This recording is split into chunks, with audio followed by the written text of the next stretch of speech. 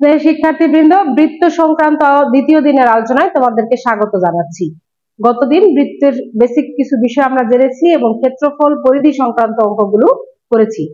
আজকে আমরা বেসিক বিষয়গুলো আরেকবার রিভিউ করব এবং সেই সাথে নতুন একটি টপিক নিয়ে তোমাদের সাথে আলোচনা করব। চলো আমরা বোর্ডে দেখি। আমরা গতদিন যে আলোচনাগুলো করেছিলাম সেগুলোই আর একবার জাস্ট রিভিউ, যারা নতুন দেখছো তাদের বোঝার সুবিধার্থে।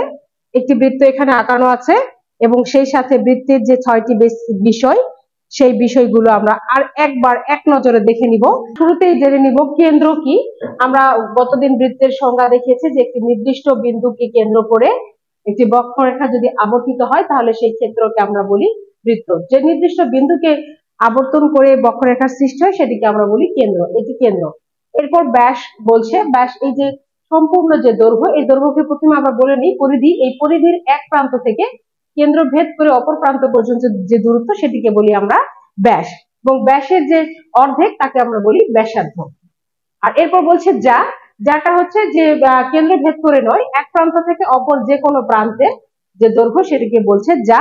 এখানে একটু মনে রাখো তোমরা যে বৃত্তের ব্যাসই হচ্ছে বৃহত্তম যা। আমি আগের দিনও বলেছি, আবার একটু মনে করে দিচ্ছি। আর আজকে যে নতুন একটি শব্দ বলছি সেটি হচ্ছে চাপ। চাপটা কি? চাপ সম্পর্কিত অঙ্কগুলো আমরা করব, এই জন্য চাপটি আমরা জেনে নিব। তো বলছে যে এই যে বৃত্তের যে সম্পূর্ণ পরিধি, এই পরিধির যে কোনো অংশ কে বলছে চাপ, একটি চাপ। আশা করি বুঝতে পেরেছো। আমরা চলে যাচ্ছি পরের স্লাইডে। পরের স্লাইডে বৃত্ত সংক্রান্ত কিছু অনুসিদ্ধান্ত সূত্র আমরা আগে জেনে নিই।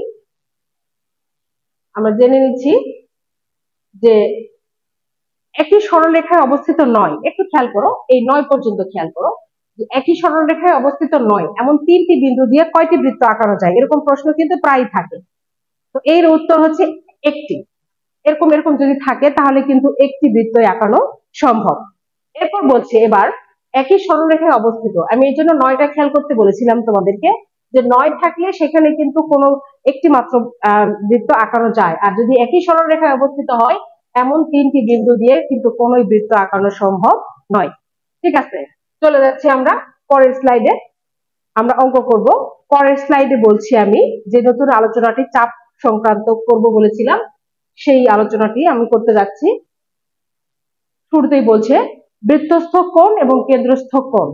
আমরা এই দুইটি বিষয় আগে জেনে নিই, সংজ্ঞাটা জেনে নিই, তারপর আমরা নিচে সূত্রগুলো পড়ছি। এই যে একটা বৃত্ত আঁকানো আছে, বৃত্তের কেন্দ্র এটি, আর পরিধি তো আমরা বলেছি সম্পূর্ণ দৈর্ঘ্য। এই একটি আমি ধরলাম, এই অংশটি চাপ, একটা নাম দিলাম আমি এ বি। ঠিক আছে, আর বৃত্ত কেন্দ্র হচ্ছে ও। এইটি একটি চাপ। এই চাপের উপরে এই চাপের সাথে যদি এই বৃত্তের পরিধির অংশে যে কোণটা হয় এই কোণটাকে বলা হয় বৃত্তস্থ কোণ বা পরিধিস্থ কোণ।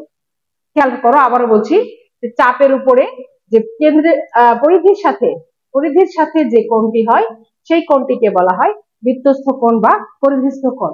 আর একইভাবে বলছে এই একই চাপের উপরে বা ভিন্ন চাপের উপরে হতে পারে এই কেন্দ্রের সাথে যে কোণ হয় সেটিকে বলছে কেন্দ্রস্থ কোণ। এই কোণটিকে বলছে কেন্দ্রস্থ কোণ। আশা করি বৃত্তস্থ কোণ এবং কেন্দ্রস্থ কোণ বিষয়টি তোমরা বুঝতে পেরেছো। এখন যে সূত্র বলছে, এখন যদি বলছে যে বৃত্তের একই চাপের উপর দণ্ডায়মান। আচ্ছা, আমি আবারও করে নিই, আবার একটি চাপের উপরে আমি বৃত্তস্থ এবং কেন্দ্রস্থ কোণ করে নিই, তারপর সূত্রটা বলছি আমি। আচ্ছা, বলছে এটা একটা চাপ, আবারও নিলাম আমি একই রকম চাপ, এ বি চাপ নিলাম, ও হচ্ছে কেন্দ্র। বলছে একই চাপের উপর অর্থাৎ এইটুকু অংশের উপরে যে কেন্দ্রস্থ কোণ হবে, আমি করে নেই কেন্দ্রস্থ কোণ কি হলো, আমি একটু নাম দিয়ে নিই। কেন্দ্রস্থ কোণ হলো এ ও বি, এটি হলো কেন্দ্রস্থ কোণ। খেয়াল রাখো কিন্তু এটি হলো কেন্দ্রস্থ কোণ। বলছে একই চাপের উপর দণ্ডায়মান কেন্দ্রস্থ কোণ বৃত্তস্থ কোণের দ্বিগুণ, অর্থাৎ এইখানে যদি একটি কোণ হয় এটি কি হবে, আমি এটির নাম দিলাম ডি। তাহলে A D B, A D B, এটি হলো কেন্দ্রস্থ কোণ, এটি হলো বৃত্তস্থ কোণ, একই চাপের উপর, এবি চাপের উপর। সূত্র বলছে এ ও বি সমান 2ADB, অর্থাৎ বৃত্তস্থ কোণ কেন্দ্রস্থ কোণের দ্বিগুণ, উল্টো করে যদি আমরা বলি। ঠিক আছে, বলছে কেন্দ্রস্থ কোণ ডাবল আর বৃত্তস্থ কোণ অর্ধেক, উল্টো করে যদি আমরা বলি কেন্দ্রস্থ কোণ অর্ধেক, বৃত্তস্থ কোণ দ্বিগুণ। আমি এখানে সূত্রটি দেখিয়ে দেওয়ার চেষ্টা করেছি। আরো একটি সূত্র বলছে, আমি আরো একটি সূত্র বলছি,